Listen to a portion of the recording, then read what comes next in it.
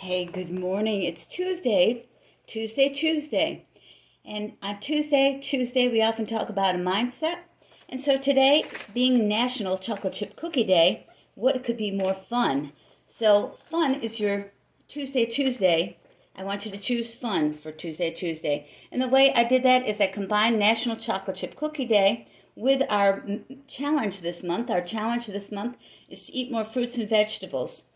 So I've got 3 recipes here, and I will attach the recipes to the link below.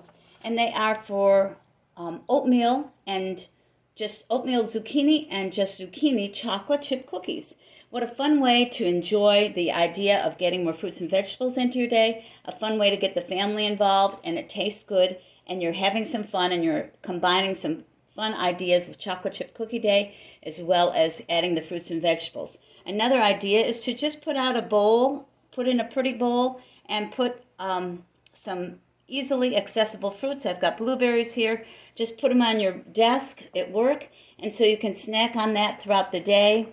Have a few of those, and very quickly, very easily, but having some fun with it. You've added fruits and vegetables to your diet, and you've had some fun with it. So today, on Tuesday, I'm hoping that you choose fun for your wellness.